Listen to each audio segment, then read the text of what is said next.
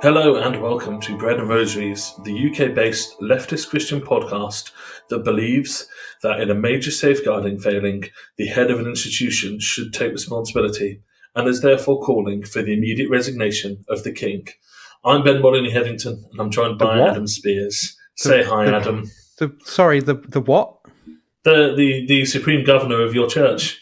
Your head honcho, your guy. My church. I think you'll find that church rejected me, Ben. Yeah, but you're like the ex pining over. You still got little photos up. Yeah. Occasionally stalk them on Facebook. I mean, this episode is the podcast equivalent of stalking your ex on Facebook for you, right? Yeah, maybe. I don't know. It's funny. Obviously, this is to do with the weird vagaries of the constitutional nature of the Church of England. But people are saying, the head honcho should take responsibility for things. But that is King Charles, or what should I call him? Charles Windsor. Sorry, Charles Windsor. Yeah. Well. Let's go back. Really, we should call him Charles Battenberg. That's what we should. Oh no, that's really adorable. I would read a children's book about Charles Battenberg, and it'd be lovely. Yeah, but it's because you associate it with cake. Is that what it is? Of course, yeah. Yeah, but you know that the cake was named after the Battenbergs. I don't even like Battenbergs that much either. I just think Charles Battenberg is a... Hang on. Not a marzipan fan, I'm sorry. Okay, I'm sorry. Battenberg is one of the two greatest cakes. What's the other one? Lemon drizzle. So I think you're being bourgeois here, because what is a Battenberg but an angel cake that's got ideas above its station? Maybe a Battenberg is the equivalent of, I don't know, Kate What's-Her-Face marrying in. Right, Yeah. Well, that's the usual cake segment at the start of the podcast. I don't know how brutally you're going to have to cut that down, because that was just... Probably quite a lot, yeah. Quite a lot of waffling about cake. Clearly, we found a topic of deep interest to us. But the actual topic of today's podcast is to talk about the Macon report into the abuse by John Smythe and the kind of resulting fallout of that in the Church of England. I'm going to stick a trigger warning up the top here, because we are going to talk about abuse that is of a physical, sexual, and spiritual nature. We're not particularly interested in diving into the actual kind of stories of the abuse, but we are going to be touching on it and talking about the systems and organizational structures that allow this sort of abuse to happen. So you can skip through bits if you want, but also if you're not wanting to hear that, it is totally legit just to skip this episode and join us for a future one. Before we get on to talking about the Macon report, we want to start, as always, with what else is on my mind grapes. What else is on my mind grapes?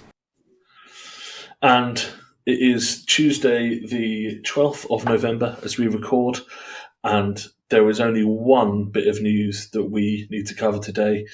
A huge, important figure in the kind of public life of this country, really. Someone who has been, a prominent and kind of familiar person to pretty much everyone who lives in this country, for better or worse, whatever you think of him, for a number of years now, has resigned, has announced that they are leaving their role. I'm talking, of course, about Gary Lineker, who is finishing hosting Match of the Day at the end of the season. A spiritual guide, someone with real influence in this country, and also someone that, as far as I know, has never covered up any sexual abuse. So, and talks arguably with more moral clarity than some others. Yeah. The only thing, there's a correction to be made there. I don't think he resigned. I think his contract wasn't renewed. Oh, BBC. Really? I assumed that actually what Lineker is, far more than a television host these days, is a podcast magnate, really. Yeah. And although, I've got a lot of time for Lineker, I think he's excellent at what he does. And I think actually you're going to really see how hard what he does is when he leaves. But his main thing is actually he is the founder and one of the owners of Goalhanger Podcasts, a despicable organisation that continues to platform war criminal Alistair Campbell. Is that right? I don't know anything about this So Lineker, The Rest is Politics, which is the Rory Stewart, Alistair Campbell, liberal circle jerk politics podcast for the dumbest people in the world, is the flagship podcast of Gary Lineker's podcast network. I had no idea that Gary Lineker owned that. Founder of that. So The Rest is Politics, The Rest is History as well, which is a very popular kind of the history. Rest is Football, I think. The one that Gary Lineker. So that's one is actually on, but it actually came about sometime after. The Rest is History is the first kind of major one. So Gary Lineker, interesting figure, someone who is potentially seen as a bit of a conscience. He got briefly knocked off Match of the Day and then reappeared. He's always had a bit of... Was that about refugees, I think? Wasn't Yes, I think it was. Tories are bastards about refugees or something, I saw something the other day that is insanely disturbing to me and made me feel so old, which is someone on the website formerly known as Twitter saying that they had just found out that the TV presenter Gary Lineker used to be quite a good footballer. Who on earth? Someone young, who knows him as the guy from Next Match of the Day, sells crisps. The crazy thing is as well is that Gary Lineker, it's not just that he used to be a footballer. He was really good. He played for Barcelona, for goodness sake. You know what I mean? Yeah. I think the most upsetting part was they referenced knowing that Jermaine Genius was a footballer and not knowing Gary Lineker was. That's debatable, isn't it? But also, man, if you're gonna something sad about the idea of being aware of the existence of Jermaine Genius, the footballer, and not Gary Lineker, the footballer. Yeah. We should probably move on from this because, as I said in a recent episode, we do not have a fan base that are sporty people. This is not. You don't know that. I do not know that. That is very presumptuous. 50% of the fan base is related to us, Adam. Probably more. Well, if they're related to me, a lot of my family quite like sport. So and none of my family listen to it. So actually, it is fair. Yeah. So it's mostly my family. So actually, we should just pivot to making this a football podcast. Yeah. Unfortunately, I don't know enough about football. Although, and this is useless for an audio medium, but do you know what? If I turn this way, do you know what I can see right there? Yeah. The Sports Direct Arena. You'll have to explain that further. So I am in Newcastle, and I am looking out of the window of the place I'm staying at the football stadium, St James's Park, home of Adam's formerly beloved Newcastle. Under the bloke who owned Sports Direct, also owned Newcastle for a bit, and he renamed it the Sports Direct Arena, which He's a bad man. He's a very bad man. Possibly not as bad as the new owners, but definitely not as bad as the new owners. I could just about manage to call myself a Newcastle fan whilst Mike Ashley was in charge because, partly because nobody wanted him there. Nobody connected with Newcastle actually wanted him to own the club, but these people also chop people's heads off in the street. Do you know what I mean? It's not and Mike Ashley, bad guy, has a lot of awful business practices and so on, but doesn't chop anyone's heads off in the street. I'm not saying he wouldn't chop anyone's heads off in the street. I'm sure he would, but as far as I know, he hasn't yet. So, farewell, Gary Lineker. Still, on balance, my favourite of the people who have resigned today. The other person that's resigned today, after quite a bit of pressure, is Archbishop of Canterbury, Justin Welby. Sorry, that's probably a bit harsh, isn't it? Yeah, possibly. It's worth saying as well, it's been reported he's resigned, and he said he's resigned, but then he said in his resignation that there is going to be a review of the commitments and he will continue to serve the church in whatever way is necessary. So essentially, he's just winding down a bit early for retirement. Well, yes, but that is a fairly standard resignation, to be fair, in this kind of role. But I guess the flip side is that if what he's essentially resigning for is safeguarding failures, for him to remain in any sort of capacity, I don't know. I can't help but look at this from the context of the kind of area that I work in, the sector that I work in, which obviously is very different shouldn't necessarily be, but is. But certainly, if someone senior stepped down because of safeguarding failures, they would be stepping down with immediate effect and having no further involvement. Well, I think this is one of the and we'll get into this, but I think this is one of the fascinating things about this whole saga. Really, is there does seem to be, and this is often the case with the church and the Church of England in particular, there does often seem to be this thing where we expect less and are more ready to, and it's actually not about being more ready to forgive. It's about using forgiveness as a way to abrogate responsibility or allow someone else to abrogate responsibility. And so often we see this in the church where a lot of people will be arguing that, well, we have to forgive, we have to, and actually this isn't about forgiveness or not offering forgiveness. This is about having procedures and processes that work and hold people to account. And those are two very different things. So let's start at the start. The Macon report was published. Am I right in saying it's 4 years late? I think it possibly even, maybe. It is a lot later than it should be, yeah. It does address it in the report and says basically there was a lot more stuff, a bunch more people came forward, issues of COVID and wanted to do things face-to-face delayed everything. And I think an element of that is true. I think a report of this, an investigation of this magnitude involving an organisation as complicated as the Church of England, it was always ambitious. I think they said 9 months originally.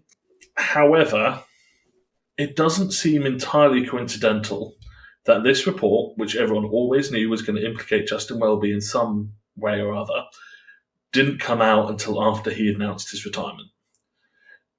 I don't want to come across too much like a conspiracy theorist, but I will say that I knew a number of people who have some level of knowledge who, as soon as Justin Welby announced his retirement, said, Macon report is going to be on its way then. Well, yeah, but there's also the point that you have to retire in the Church of England at 70, or you get a year after 70 before. Yeah, I agree. He was going to retire. He's not retired necessarily because this is coming out. I think the suggestion is that report was never going to see the light of day until he was on his way out. We can't prove that either way, obviously. However, this is not something people are saying now it's come out. It was something people were saying well in advance of its coming out. So who knows, but it's convenient timing. So the Macon report is a review into the abuse perpetrated by John Smythe, as well as a couple of other kind of co-perpetrators that took place mostly in the 80s as part of the Irwin camps, which were kind of conservative evangelical Bible camps focused on leading public schools. And I think that's something that's quite interesting in it, is that Smythe was a rarity in it being accepted into their community despite not having gone to a top-level public school. But the people that attended these camps, the young men, were from your Eatons and your Winchesters and I assume Harrow, these sorts of top-level public schools. For any non-UK listeners, by public schools, I mean the very poshest private schools, because that's a confusing thing about this country, one of many. Historical reasons. Yeah. So he was basically a volunteer at these and involved at Winchester College, and he perpetrated violent sexualized abuse against a group of young men as part of that, which involved hitting them, beating them with a stick, giving them literally thousands of lashes with basically a large cane, I suppose. Yeah, as a way of helping correct their sin in kind of his theology. Or his claimed theology, at least. Yeah, that's more to the point, isn't it? Yeah, that was the justification that was given. He eventually actually moved to Zimbabwe, then South Africa, where it is believed that he probably continued abusive practices. There is a child that died under mysterious circumstances linked to him as well. He died a few years ago, never having faced earthly justice for his actions. There's a lot of debate about who knew what when. Certainly in the 80s, there was enough concerns, there were whispers. There was a report that was prepared in the 80s but wasn't widely disseminated. By the 2010s, senior church figures were aware. It kind of all slowly came to light, and there was a failure in the response. Justin Welby was made aware by the Diocese of Ely that what had happened. There is some suggestion that he informally knew earlier about this. Looking to interject there, so from what I've read in the report, I think it seems pretty clear that, certainly there were a good number of reports and conversations that people sort of had with him and gave to him, where he was at least aware and made aware on a number of occasions that something wasn't right. Like it's not to say that he knew exactly what was going on. No, but he had. There were quite a lot of times when he was made aware that something wasn't right and should have acted and should have, So I think it's fair to say that him being made aware of it in 2013. Okay, maybe he was made aware of it in a sort of more formal, kind of formal and sort of deeper, and that's what I kind of meant. Like I was describing it as informal, right? As in, it was only in 2013 that he was in his role as Archbishop was informed, kind of formally through Church of England structures. Prior to that point, yes, there was enough evidence to suggest he was aware that things were wrong. Evidence to suggest that a lot of people in the Church of England were aware that things were wrong. This is why, by the way, George Carey had his permission to officiate removed back in whenever it was, like a couple of years ago, because he was implicated in this before. So George Carey being the previous Archbishop of Canterbury before Rowan Williams. Yeah. So in 2013, the report accepts Welby's explanation that he was told that things were done by the Diocese of Ely that were not in fact done.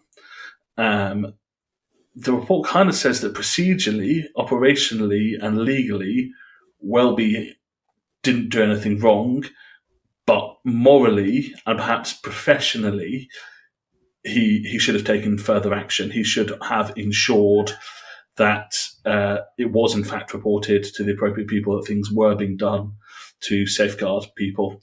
Fast forward a few years to 2019, and Channel 4 air a documentary about this, and it becomes a huge controversy. That is the point at which the Macon report is originally announced. So, it was first announced in 2019, and it's only come out now. Interestingly, it wasn't within their remit to talk about kind of theology. It was much more of an organizational, structural review.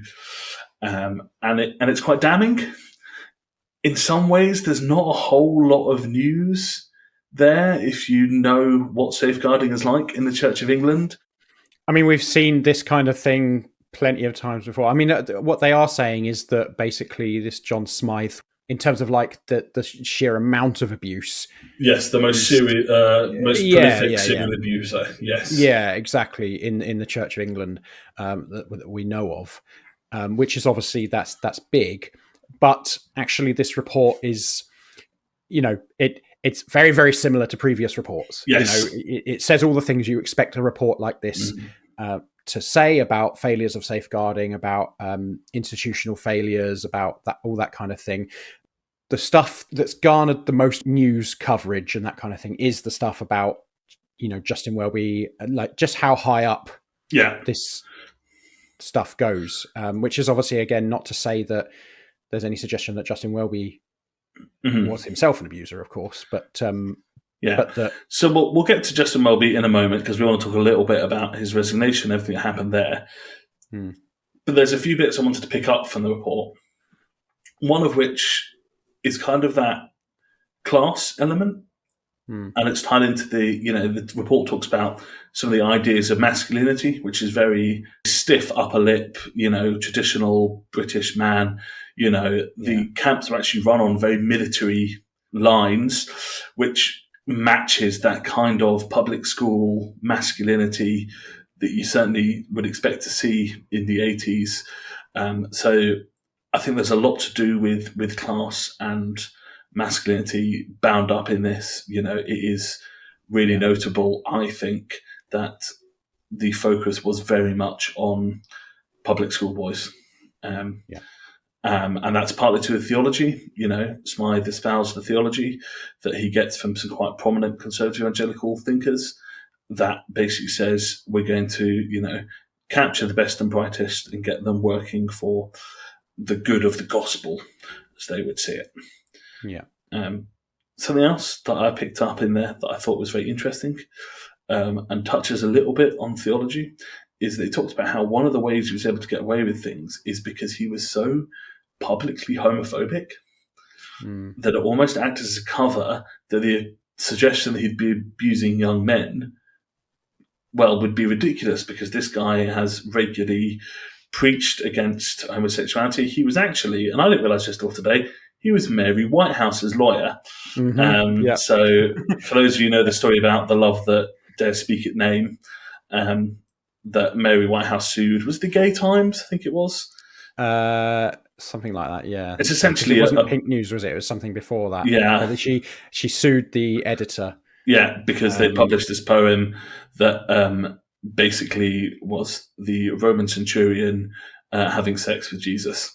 With Jesus' corpse, in fact. Yeah, and it was clear in the poem that Jesus had a lot of gay sex. What's funny about it is she sued them for blasphemy. Yeah, and won.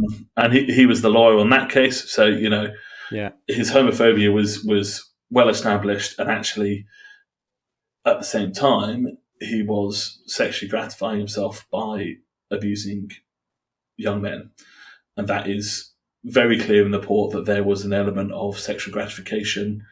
Often the abuse would take place with the young men being naked or semi-naked. There would be kissing. There'd be kind of like holding of them afterwards, all this sort of stuff. And I don't think that's an issue that's gone away.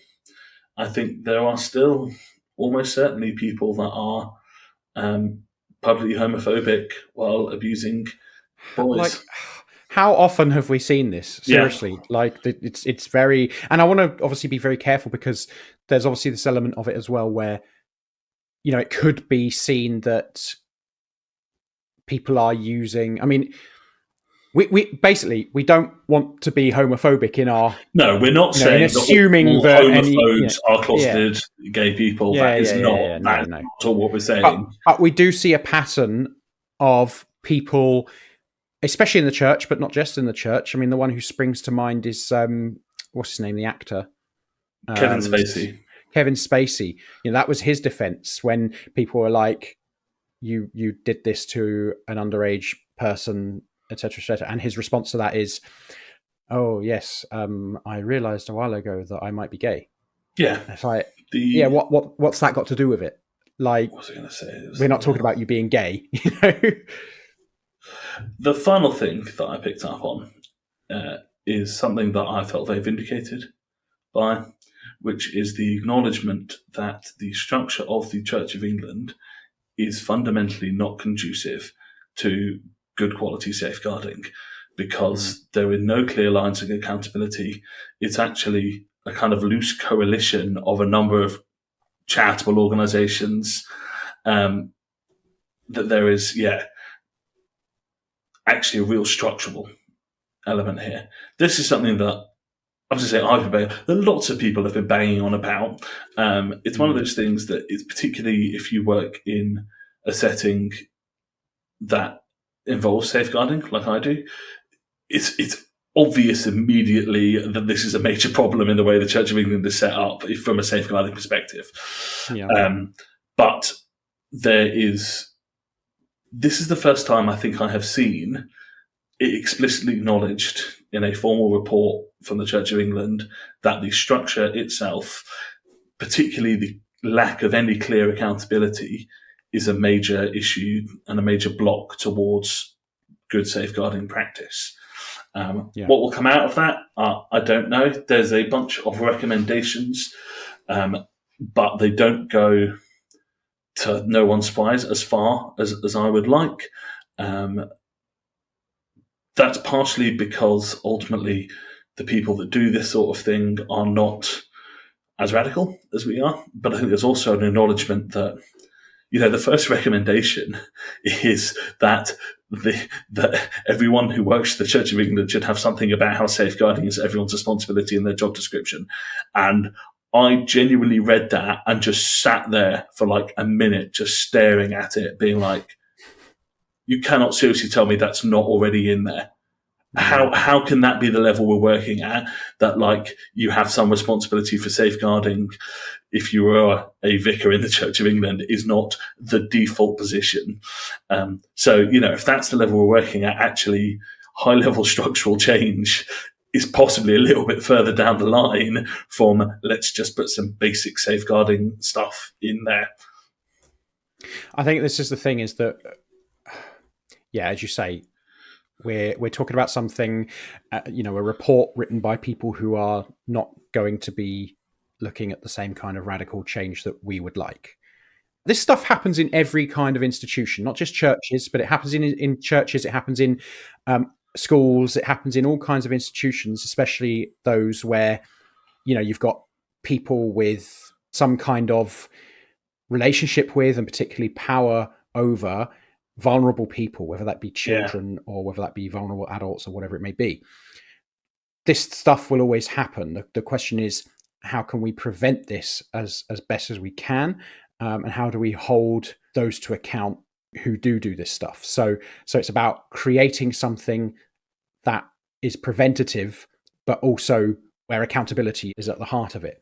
Mm. And I think in the specific case of the Church of England, one of the biggest problems it's got is that it is an established church. That means that the relationship that it has to power, to the power class, I think means that you are always going to have people in that hierarchy who are looking to keep the church's power and status, and not just the church's power and status, but the power and status of the state actually as well, intact. That's always going to be, even if that is subconscious. Justin Welby in one of his interviews, I think, said that it wasn't about trying to keep that status, keep that power intact. It wasn't about making sure the church looked okay, essentially.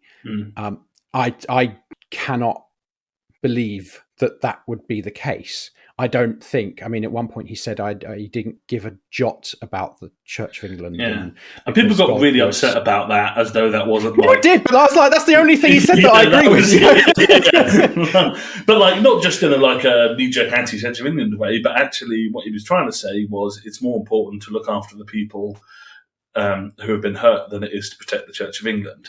And whether or not he acted in a way that's consistent with that belief, it's weird if you get upset by someone expressing that belief. Yeah, and a lot of people did. I think because they expect someone who is literally the head of that institution to, again, back up that institution. But that is the problem, right? That is the problem, is that you actually need to not have the institution be the primary thing, be the thing that you're primarily concerned about.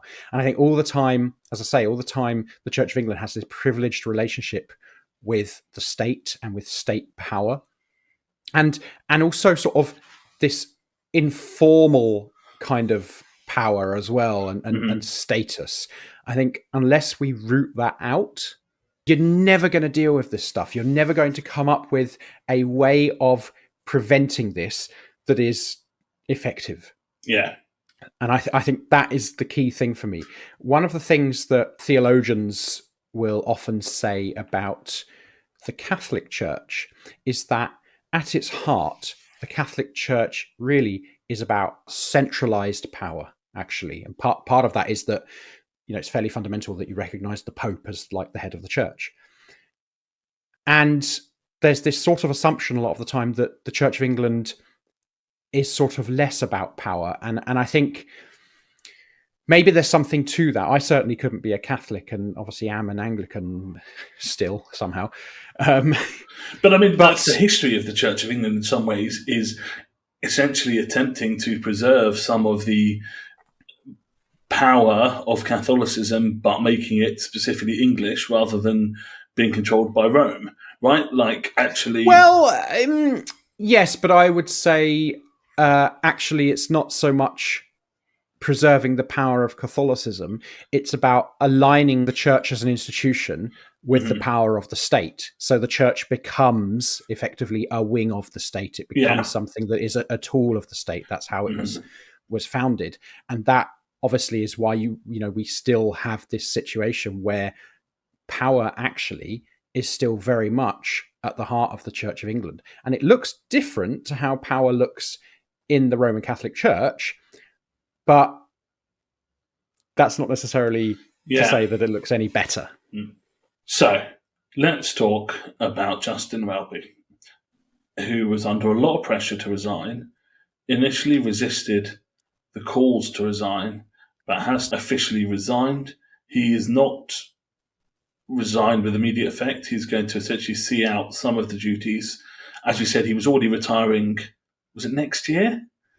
Yeah, I think it would be, because he's 70 next year, so he gets like... Yeah. I think you get like a year after your 70th birthday or something, but effectively in the Church of England, you have to resign at you have to retire at 70. So in some ways, what's happened is it's more of a pulling forward of the timetable than it is a major shift. He was already on his way out, but things are going to happen much more quickly now. Adam, gut take. Happy he's gone? Yeah. I wanted him gone many years ago. So, which is not to say, it's not really actually to say anything about the man himself. Just that I don't think that he's been especially good for the church, and I don't like a lot of the stuff that he's brought in. Again, also not to say that I think that everything he's done is bad. I mean, one of the things you often hear about him that people don't like is that he has introduced a lot more managerialism into the church. And I think that's true. I also think that he has privileged certain sections of the church, certain ways of doing things. For example, we've talked about this quite a bit, haven't we? We have, yeah. HCB, so there are good reasons. Yeah, that kind of thing. And I think actually he's a man who there's a lot of evidence of him essentially quite liking power himself. I think it says a lot about him that he resisted resigning over this. In fact, it was quite funny because I was saying, obviously, I've been... You guys were probably getting really annoyed with me because I've been posting just comments and things in our sort of podcast group chat about all of this stuff going on about the Making Report and Welby and so on for a bit. And I have been convinced that he was going to resign since pretty much after this report was released. I thought he would resign. I didn't know how long it would take, but I thought he'd resign relatively quickly. I think it says actually a lot about him, and this is probably somewhere where I am just being quite critical of him as a man. I think it says something about him and his ego that it took him as long as it did. And not just as long, but actually the sheer weight of voices, the kinds of voices, the number of voices calling on him to resign before he did finally resign. I think that says a lot about his ego. So I'm going to take a controversial line here. Go on. I don't think it's good he's gone. And there's a couple of reasons for this. Okay, one, it's not a coincidence that in the last few weeks he came out and said he's basically changed his mind and would personally support same-sex marriages. Yeah. Let's not muck about. A bunch of people who don't give a shit about safeguarding are piling on him because they're upset about that. So let's be clear, there's a bunch of very disingenuous people who are far more concerned about the fact that he's come out in favour of same-sex marriage than they are about any safeguarding failings. Do you believe him? Yes. Do you believe that he himself Yes. personally is in favour? Because I don't think I do. I think that he is a man of the institution, even though he claims he isn't, and a man who quite likes his position of power. And I think he sees where the majority of the church wants to be, and he wants to retain some of that control or some of that, save some of that face. I think I'm not sure I believe him when he says that he is in favor of it. So the reason I believe him is, one, is that it hurts his standing with the people he cares about, the conservative evangelical group, and two, it just fits with his cultural milieu and age. Actually, that being in your 60s, having been homophobic when you were younger, but now actually not being explicitly homophobic, really does fit with the kind of British public school boy in his 60s thing, right? Like, that's, I think, those two things is why I do believe it. I don't think it massively matters either way. It was a big deal for him to say it. I suspect he might not have said it if he wasn't retiring as well. I think the timing makes me believe it more. But either way, I think, there's part of it where there's just a bunch of people who don't like him for various reasons that jumped on it. But I also think I have some time for the critiques of managerialism. But actually, this is someone with a corporate background. And I think that's, in a lot of ways, been a negative. However, I think the corporate world is significantly ahead in terms of kind of HR and safeguarding adjacent stuff. And actually, if I wanted someone to lead a safeguarding reform in the Church of England, a guy with a long corporate background who occasionally gets accused of top-heavy managerialism is probably the right sort of guy. And I think the biggest thing for me is that I was surprised when I skim-read the report that Welby doesn't come out that badly of it. This is a sliding scale, right? We knew he was going to be implicated. We knew that he would have made failures. But actually, as I mentioned, the report says that he followed the organisational policies and followed his legal obligations, but that he failed to be proactive and had a kind of moral duty that he failed to fulfil. I do not think, bluntly, that there is a single bishop in the Church of England who would have succeeded there. This is not an issue about Justin Welby. This is an issue about the culture of the Church of England. Right. Yeah. And so actually, I agree with you on that point. I think that's a really important point to make, actually, is that this is not about one person, and we have to be really careful, actually, about making this about, well, let's get Justin Welby out. Yeah. Because and you're right. Like, I see, the fact that, for example, the petition to get Justin Welby to resign, so that petition was started by 3 people who all kind of represent different parts of the Church of England. And I don't necessarily think that's a great thing. One of them, have you seen the names, actually? No, I haven't seen this. Okay. So you've got the Reverend Dr. Ian Paul. Oh, he is a, get that beeper ready, complete So very much on the conservative evangelical ring. Also funny because he's on the Archbishop's Council, which, without getting too deep into it, absolutely has responsibility for safeguarding. And this is exactly what I'm saying. He is as responsible as Welby for what happened, and all of them should be resigning as well, but they're not going to because they've got Welby as their sacrificial lamb. I don't know if he... Yeah, maybe you're right. I don't know. But so, we've got him. He's one guy. We've got the Reverend Robert Thompson. You know him? Vaguely. He's kind of liberal Catholic. Yeah, I think in Church of England terms, he would be a little bit more radical than liberal, I think. So I think to us, he probably is. I mean, I don't know, but in Church of England terms, he's pretty liberal, pretty radical. Sorry. One of the things I did enjoy, not the last General Synod, but the one before that, because he's a member of General Synod, was he just kept going up to to talk and asking specific things about the living in love and faith process that was going on, and asking things that were really quite what's the word? Risque, let's say, which was very funny. And he also he actually has form in calling for Justin Welby to resign, because he's done it at least once before, and I think probably multiple times. And each of those times I've personally agreed with him. But yeah. However, Robert Thompson, we might like him a bit more than Ian Paul. We might like him a bit more than the last person we're going to talk about. We might agree with him a lot more. But he's also, let's say, rightly or wrongly, positively or negatively, I think, friends with a broad range of people, including the final person, the Reverend Marcus Walker. Oh, play me some air horns. Give me some air horns.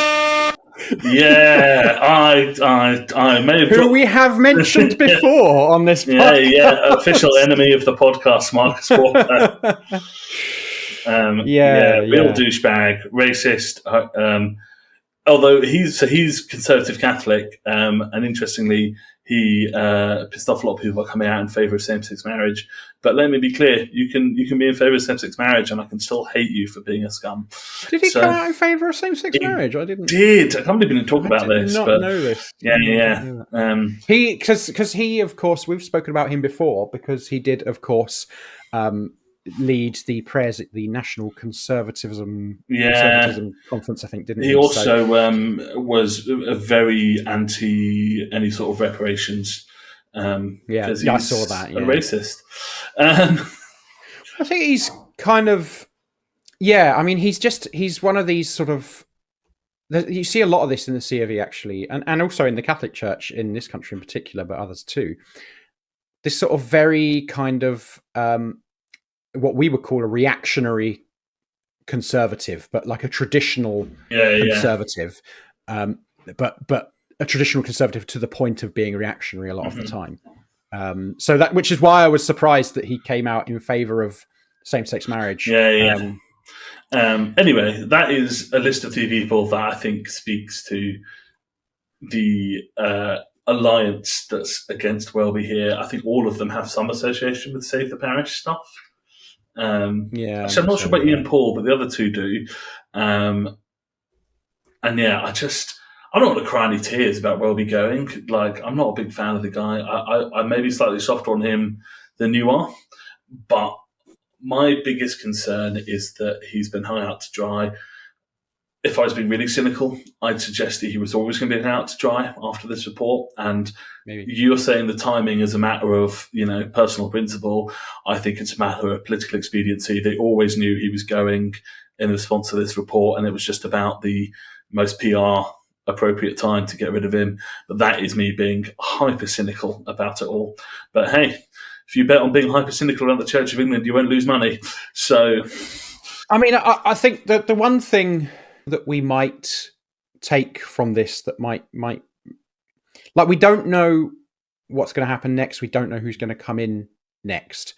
What I would say is that the pattern generally is that you have an evangelical and then you have a liberal or a Catholic come in, normally someone with from a sort of more academic background as well, which is why we ended up with Rowan before, because we had George Carey before that, and so there is normally it's the case that they sort of take it in turns. Now the hope has got to be, I mean, that there are better hopes we can have than this, but this might be the most sensible hope we can have, is that we end up with someone becoming Archbishop of Canterbury who is better on all kinds of things. We're not going to get that kind of person from the evangelical wing of the church, bluntly, because the evangelical wing of the church, the theology behind that, I think, precludes a lot of the things that we would like to see and that would be positive for the church. So I think we're going to end up with a potentially liberal, maybe potentially Catholic person becoming Archbishop of Canterbury, potentially a woman as well. They might decide it's the time. There are sort of issues with the Anglican Communion, but I suspect that there might be an element of kind of fuck it, to be honest, involved in that. And also from a PR perspective, it's effective to have a woman Archbishop of Canterbury at this point, right? Exactly. I think a lot of the time when you finally get to these points, it's because they've gone past really the point where people are so calling out for even that tiny little bit of change that they kind of reluctantly giving in and eventually trying to make themselves look good by choosing someone like that. So here's my spicy response to that, and this is spicy.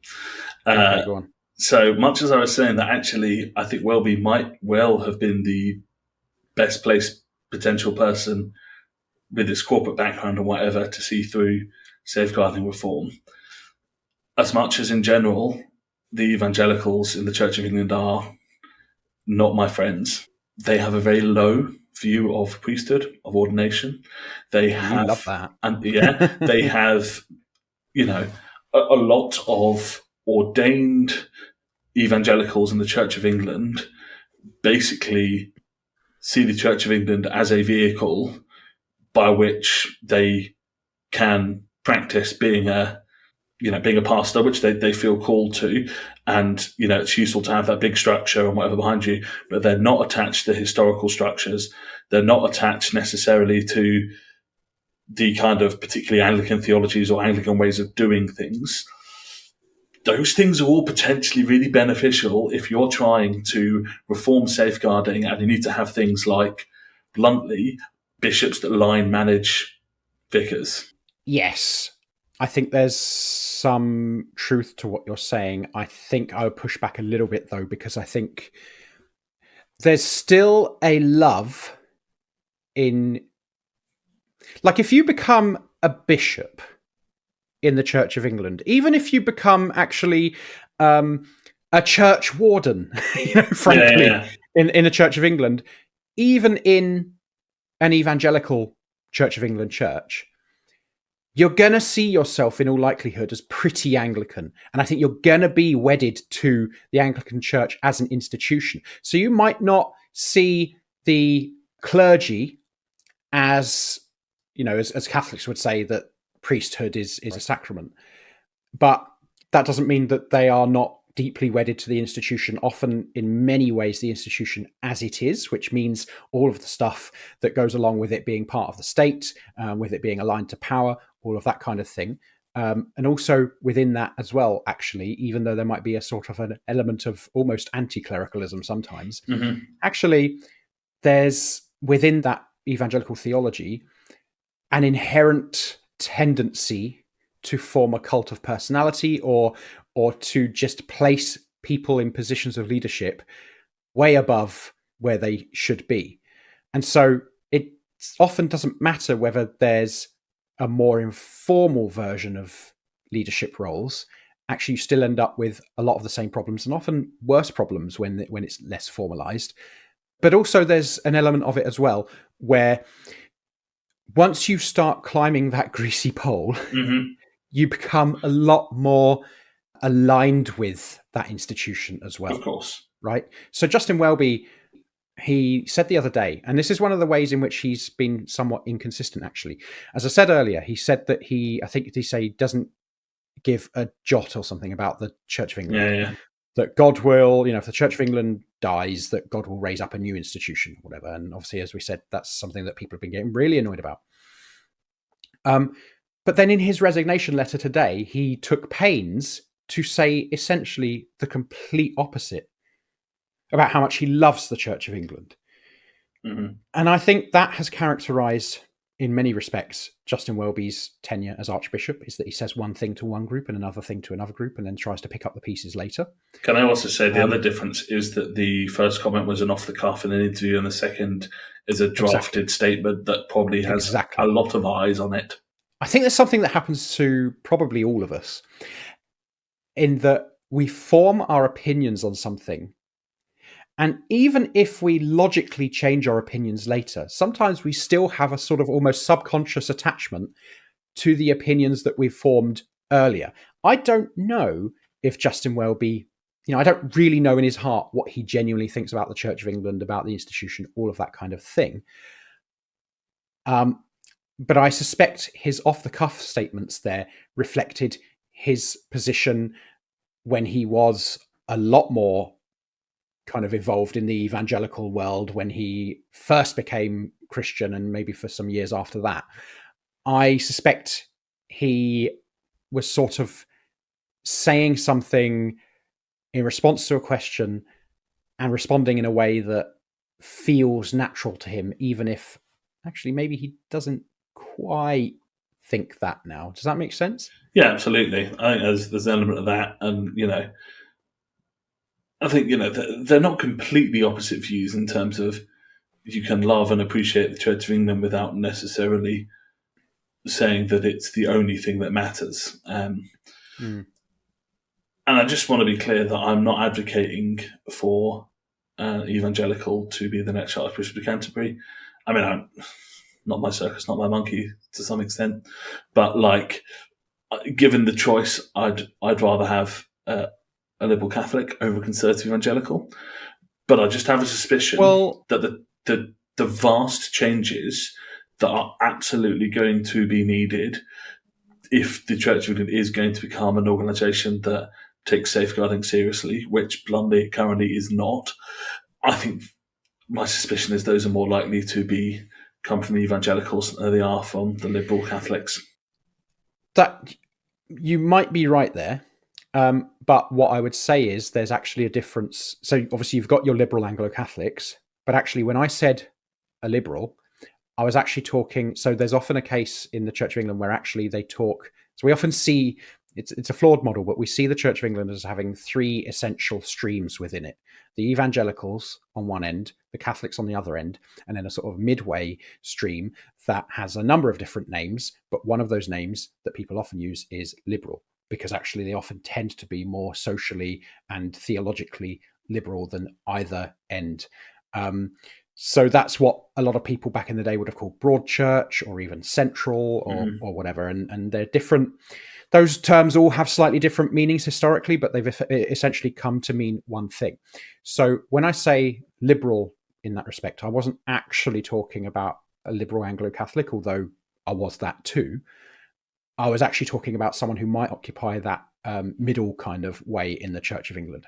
And there's an argument that they might actually do a pretty good job there as well. Potentially. However, I think they are still wedded to the historical vision of the church, possibly the most wedded. And actually, this is actually what I was going to say, because a lot of the time, the people who are especially interested in keeping the Church of England sort of doing some of the more traditional-ish stuff around state and that kind of thing tend to be a lot of the time in that middle kind of way. So when I was looking at churches recently where I might go so that I didn't feel like I was going on Remembrance Sunday and just being hit around the head with a giant propaganda stick, I recently moved, and I've moved to a relatively small town, and there are, I think, 6 or 7 Church of England churches in this town, and one just outside of the town. Now, every single Church of England church in the town is run by evangelicals, right? And most of them run by very conservative evangelicals, and the other few, I think, run by charismatic evangelicals who might be a little bit more open to some sort of what we would consider better kind of social theology and that kind of thing, but still quite conservative.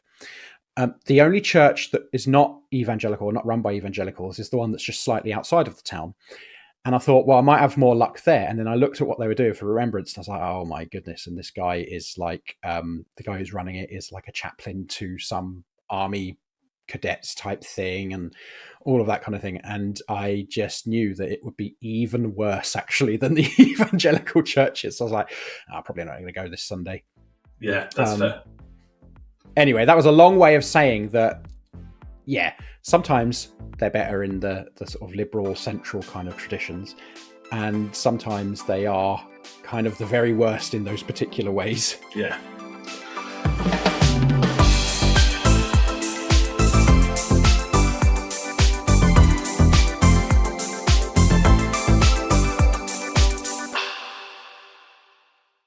So we've mentioned some of the pressure on Welby to resign, and in particular the Bishop of Newcastle has been exerting quite a lot of pressure. She is someone who has been, I don't want to say strong on safeguarding, she's a Church of England bishop, but by the standards of the Church of England has been strong on safeguarding. I believe she's the only bishop, current bishop, to have publicly called for his resignation, which is obviously a big... The only currently serving bishop. Yeah, that's what I mean, yeah. And having done so, she then released a letter that the Archbishop of York and Justin Welby had jointly sent her. Adam, would you like to talk us through that letter? So she released a statement shortly after calling for Justin Welby to resign, saying that basically she had received a letter from both archbishops, the Archbishop of Canterbury, Justin Welby, and the Archbishop of York, Stephen Cottrell. And she says in this statement that she sort of basically she ummed and ahed about whether she should release this letter to the public. And in the end, she did decide to release the letter to the public. And basically what this letter does is it says to the Bishop of Newcastle, Helen Ann Hartley, that basically they want her to essentially reinstate permission to officiate to John Sentamu, who's the former Bishop of York, who had permission to officiate taken away by her a while back for being implicated in safeguarding issues as well. Again, not any suggestion that he himself has done anything wrong, but that he's basically there's been a failure of safeguarding under him. And basically there's been this whole long debacle with John Sentamu, presumably, I think, talking with the current archbishops.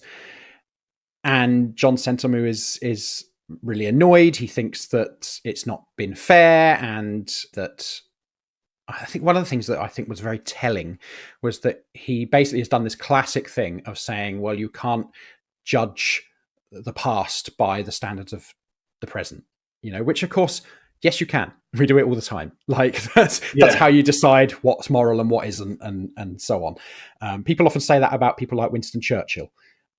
Yes, you can. He had people in his cabinet at the time telling him that you shouldn't kill people. You shouldn't be racist and so on. It's not that we have, our morals are so much better now, right? Things do not operate by just like a constant sort of upward trajectory, an upward curve where we're more moral now than we've ever been. It's not like that. Anyway, they've written this letter basically kind of as she sees it, and I think that's reflected in their letter as well, kind of trying to strong arm her into reinstating permission to officiate. What she says in this statement is, "It's my considered view that the letter I received from both archbishops sent to me in such close proximity to the publication of the Macon Review, regardless of its intended publication date, signifies a wider and systemic dysfunction of how the hierarchy of the Church of England has dealt with matters of safeguarding, and most particularly the impact of church-related abuse on victims and survivors. Moreover, the Archbishop's use of what I experienced as coercive language when I read their letter indicates a complete lack of awareness of how power dynamics operate in the life of the Church." So basically she's saying that that's what they're trying to do. They're trying to coerce her into reinstating John Sentamu's permission to officiate, which I think It's a fair read. I think she's right. Like, I think she's right. She also released her response to that letter, which I think is quite enjoyed. I don't know if you've read that. Yes, I have. It's blunt and short. Yes. To a long, flowery letter. It's Would you like to read that one, or shall I read it? I'll give it a read if you'd like. Go on in. Dear Archbishops Justin and Stephen, thank you for your letter regarding Centemu. I am willing to work, via yourselves, on an agreed statement with Centemu. My expectation has always been that Centemu would make a full and unreserved apology for the comments he has made in response to the independent lessons learned review into the Church of England's handling of allegations against the late Reverend Trevor Dever McCann. It's good effort. It's good effort. No. Against the late Reverend Trevor Devermanakin. No, I can't do that. You read the fucking letter. I can't. Allegations against the late Reverend Trevor Devermanakan and for the impact on victims and survivors of church-related abuse, and that he would retract those comments accordingly. That expectation has not changed. I would be prepared to consider a permission to officiate application from Centemu, but only on the resolution of a satisfactory form of joint statement. Yeah. That sentence, by the way, that expectation has not changed. Yeah. That is the sentence. That's not there's no comma there. That's the blunt bit, you know? Absolutely. I think it's interesting because she's right that it reveals a lot. But the other thing it reveals is the complete insanity of the structure. Because she's saying, well, the Archbishop are being coercive. I wouldn't describe my boss as coercive. When my boss tells me to do something, I either do it, go through the structures to raise concerns about doing it, or quit. Right? There's no coercion there because he's my boss. Well, hang on a minute.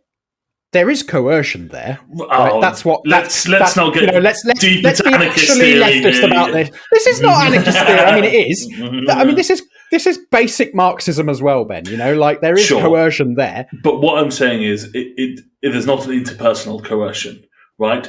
There's, when she's talking about coercive language, she's talking about a one-to-one use of power to coerce someone into doing something. Which is different from your boss telling you what to do. I'm not saying that's not coercive in some ways. Of course, it is. The threat of losing your job or whatever is there, and all the rest of it. But she's very specifically, she's using language that's really more commonly seen in abusive relationships. Right?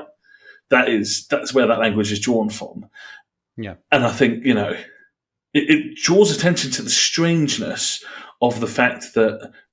Really, the Archbishop can't tell the bishop what to do. Not directly. They cannot just set out what's going on. And the bishop can't tell vicars in her diocese what to do directly. And, okay, in this case, maybe it's a good thing, maybe it's a bad thing, but generally, I think it really draws attention to what an absurd structure it is. How can Welby take ultimate responsibility for safeguarding in an organisation where he has no direct power to make decisions for people junior to him? It just doesn't make sense on any level.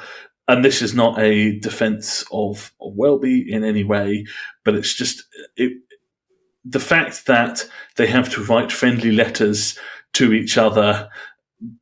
Because, and don't get me wrong, the Archbishops have a bunch of power, but it's not normal structured power. It's not as direct as one would expect in, say, a functioning organisation. Yeah. Honestly, yeah. But actually, I think this is the thing, right? Like, yes, I think you're right. There are clearly issues there with that. But actually, also, whilst we do want improvements and we do want there's a lot of things we want to change. Fundamentally, the church is a church, not a company, not a business, right? Like, it is a business as well. Like, it operates in a lot of different capacities. But I would make the argument that we actually, whilst we might not quite want it like this, actually, I wouldn't want it to be reflective of a business either. No, I get that. I think I hear the argument. I struggle with it because I hear that argument a lot from people who are basically arguing it because they don't like the idea of having someone tell them what to do. They like being a priest or even being a bishop and actually not having any real accountability to anyone. And actually, yes, I agree. My personal argument in this respect is actually that part of the change, the very fundamental change that we need, is a real shift in the roles, responsibilities, and actually just how the clergy are seen. Right. So I don't have a problem with people having a role that is a sort of clerical, in that respect, role. I don't have a problem with there being people who have a pastoral duty. That's what they do. And labelling people with power is a really important safeguarding thing, right? You know, flat structures are all well and good in theory, but the reality is that you actually end up with people who are essentially leaders and influential figures in the community, but are not acknowledged as stuff, and that's a safeguarding issue. Well, I think it depends very much on how you do that, what kind of things you set up. I think it can be done without that becoming a problem. I mean, obviously, I would say that. Yeah, I was going to say we're heading towards the anarchist versus Marxist debate here, aren't we? Yeah. So I think this is very much about the structures that we decide to set up. How do we decide to set them up? Mm-hmm. So I don't necessarily accept that as a fundamental. But I think what we're talking about here is that difference between fundamental change and reform, right? And most of what we've spoken about for the majority of this episode has been reformist to some extent. And I think there is value in being reformist because of the limitation of the situation. Reform is how you protect, bluntly, more kids from being abused, more vulnerable people from suffering. You know, would I like to see a fundamental change in the Church of England? For sure. But at least in the short term, actually there's some stuff that can be done that reforms within the existing structures to keep people safe in the here and now. But ultimately what we're talking about is fundamental change is needed. And, you know, this is not just the Church of England. I think almost all churches in this country of whatever denomination or affiliation are in dire need of fundamental change to be safer communities. Even the most nice, liberal, you know, even radical leaning churches are ultimately not anywhere near as safe as they could and should be. So I guess it would be useful to kind of round it out by briefly talking about what a fundamental change and how we do church might look like. We're not going to be able to present a full vision because this podcast would then be 4 hours long. But just some initial thoughts. And I think you're right that actually there's nothing wrong inherently with some form of clerical role. Personally, I would be thinking about that more as a administrative / pastoral role rather than one that is, you know, I have no issue with whoever wants to rock up and administer baptism, communion, whatever else. Like, I have no attachment whatsoever to ordained ministry. Have like we need to get like some kind of heresy sound on the soundboard. Yeah. Well, I think it's just me talking, isn't it? But yeah, you know, like actually, I've no attachment to ordained ministry in any sense, but there is value, you know, actually in having people whose job it is to run a church practically and offer pastoral support to people. That is an important role, and I've got no issue if they want to give themselves a title for doing that. But as you say, how that is conceptualized and the relation that person has to the community they are leading needs a complete readjustment.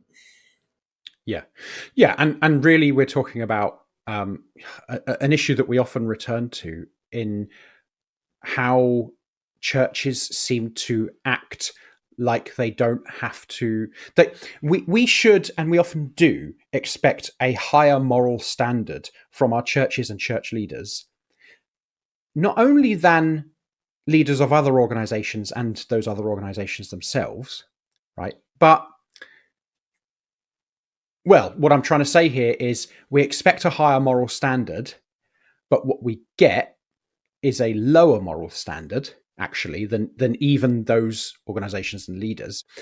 And somehow we almost expect and accept that as well. So what I mean by that is that we are always surprised when something awful happens, but we constantly behave like and allow churches and church leaders to get away with holding themselves to a lower standard. Does that do you see what I mean there? Yeah, absolutely. So for example, and I think this is something that again is inherent to a lot of evangelical theology, if not evangelicalism as a whole, frankly. It's, I think, present in a lot of theologies as well. So the vast majority of people who have had anything to do with or have been following this whole story as it's been unfolding have been saying that Justin Welby should resign.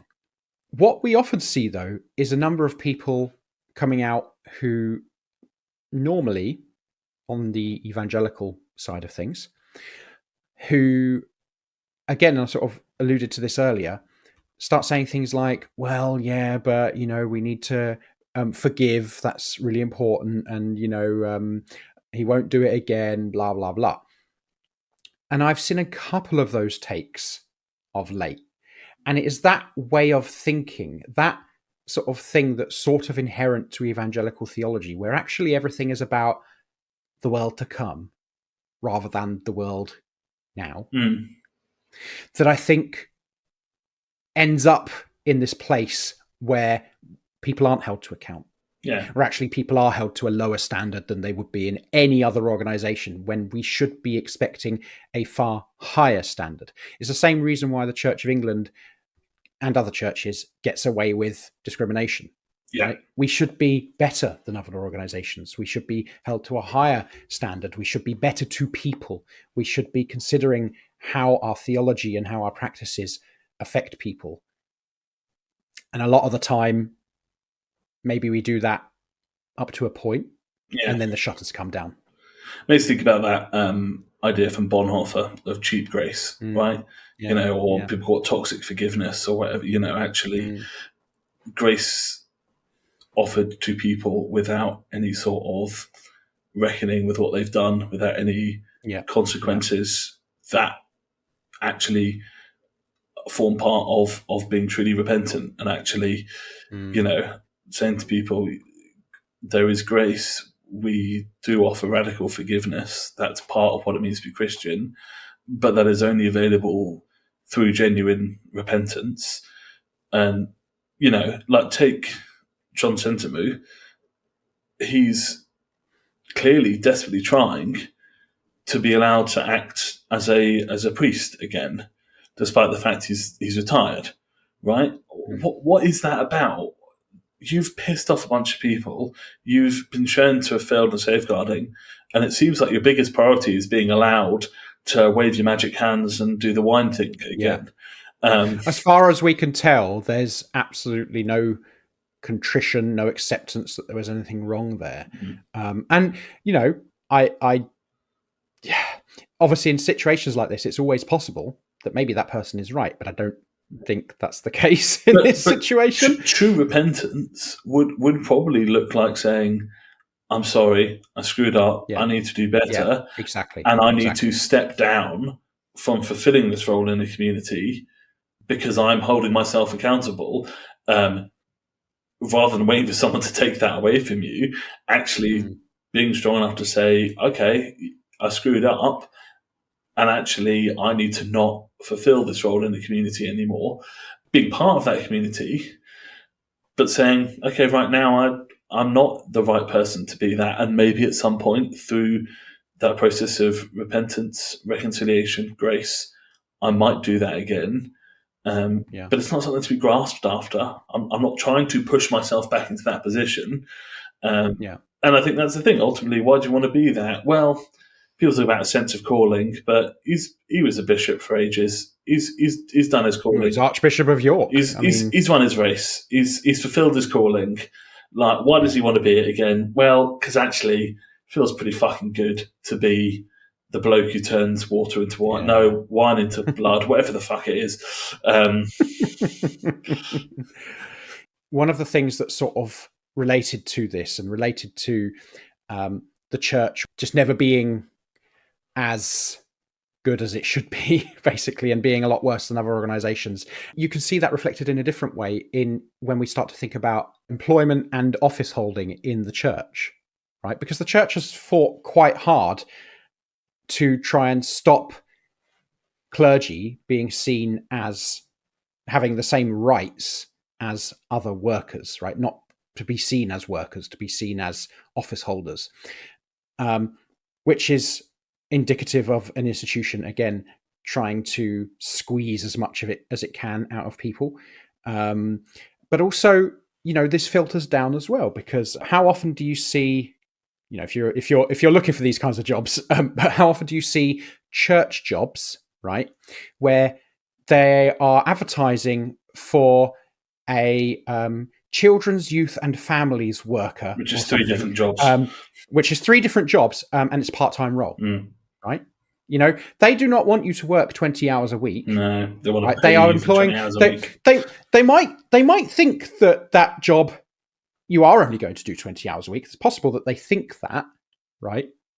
But that's never going to be the case. And I think so often we see these jobs because churches expect more from people because they haven't fully considered the relationship between workers and their material conditions. And I think this is the thing, is that we place so much as Christians, so much moral importance on individual behavior that we completely ignore the structural and material realities that we create that make things more difficult for people in the first place. Yeah. Which I think is probably like a really good lefty ending to... So yeah, do a bit on safeguarding, take responsibility, and death to the Church of England. Wow. Sorry, was that not when I said fundamental change, I meant burning it all to the ground? Did that not come across? I mean, maybe it does need to die. I'm not necessarily, as I said earlier, the one thing that Justin Welby said that I think we could all, should all agree with, that is that actually an institution is not the primary concern here. Beyond, well, in fact, it might be the primary concern if that institution is something that needs to die. Yeah. And I don't have too much of a problem with that, if that's the case. I think that will do us. We could talk about this forever. It's a huge news story. It will continue to be a huge news story. I'm sure we will talk about safeguarding and church and all that stuff again, but we will leave it off now. It has been a bumper episode. We're not doing Saint of the Week this week because no one deserves to be celebrated in this story. no lightness, no escape from it. You got some chat about Gary Lineker and a bit of cake chat at the start, and then it was all unremitting horror after that point. But I think that is, we need to actually take seriously how terrible this stuff is. So thank you very much for listening to us. If you have anything you would like to communicate with us, if you have suggestions, questions, ideas, abuse, whatever, then you can get in touch with us. Contact details are on our website, breadandrosaries.com, and they're in the show notes. Please do recommend us to your friends and rate and review us on whatever podcast app you choose to use. Adam, where in the world can people find you? You can find me Twitter, YouTube, Instagram, maybe, possibly. Various places at CommieXIAN. Oh, and TikTok. That's the one I just forgot, and that's the one I'm most active on. So, thank you very much for listening, everyone. We'll be back soon with hopefully something slightly more lighthearted. But yeah, thank you for listening, Adam. Thank you for joining me, and we'll see you all next time. Goodbye. See you later.